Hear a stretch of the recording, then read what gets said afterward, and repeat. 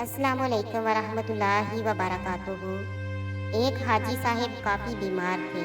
कई सालों से हर हफ्ते पेट से 4 बोतल पानी निकलवाते थे।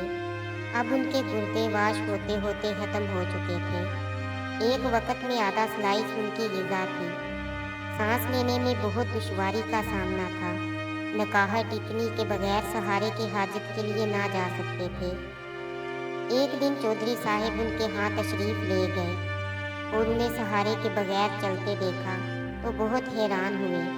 उन्होंने दूर से हाथ हिलाकर चौधरी साहब का इस्तकबाल किया। चहलकदमी करते करते हाजी साहब ने 10 चक्कर लान में लगाए, फिर मुस्कुराकर उनके सामने बैठ गए। उनकी गर्दन में सेहतमंद लोगों जैसा तनाव था। चौधरी साहब ने उनसे पूछा कि ये मोजज़ा कैसे हुआ। कोई दवा, कोई दुआ, कोई पैथी, कोई थेरापी, आखिर ये कमाल किसने दिखाया। हाजी साहब ने फरमाया, मेरे हाथ में एक ऐसा नुस्खा आया है कि अगर दुनिया को मालूम हो जाए तो सारे डॉक्टर हकीम बेरोज़गार हो जाएं, सारे हस्पताल बंद हो जाएं और सारे मेडिकल स्टोरों पर ताले पड़ जाएं। चौधरी साहब मज़ीद हैरान हुए कि आखिर ऐसा कौन सा नुस्खा है जो उनके हाथ आया है। हाजी साहब ने फरमाया कि मेरे मुलाजिम की वालदा फौत हो गई। मेरे बेटू ने आर्जी तौर पर एक 6-7 साला बच्चा मेरी खिदमत के लिए दिया।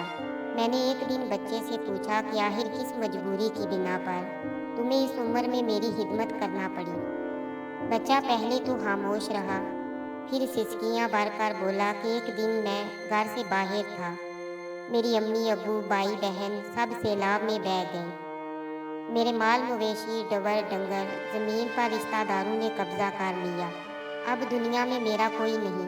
अब 2 वक्त की रोटी और कपड़ों की ओज़ आपकी खिदमत पर मामूर हूँ। ये सुनते ही हाजी साहब का दिल पसीज गया और पूछा, बेटा क्या तुम पढ़ोगे? बच्चे ने हाँ में सर हिला दिया।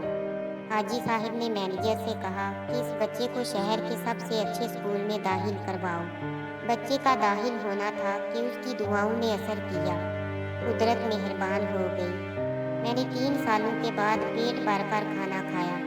सारे डॉक्टर और घर वाले हैरान थे। अगले रोज़ उस यतीम बच्चे को हॉस्टल में दाखिला दिलवाया और बगैर सहारे के टॉयलेट तक चल कर गया। अब मैंने मैनेजर से कहा कि शहर से 5 ऐसे और बच्चे ढूंढ कर लाओ जिनका दुनिया में कोई ना हो। फिर ऐसे बच्चे लाए गए। उन्हें भी उसी स्कूल में दाखिल करा दिया गया। अल्लाह ताला ने फजल किया और आज मैं बगैर सहारे के चल रहा हूँ, सिर होकर खा पी रहा हूँ और कहके लगा रहा हूँ। हाजी साहब सीना फुलाकर गुलाब की क्यारियों की तरफ चल दिए और फरमाया, मैं अब नहीं गिरूंगा जब तक ये बच्चे अपने कदमों पर खड़े नहीं हो जाते। हाजी साहब गुलाब की क्यारियों के करीब रुक गए और एक अजीब फिक्रा ज़बान पर लाए। कुदरत यतीमों को साए देने वाले दरख्तों के साए लंबे कर दिया करती है।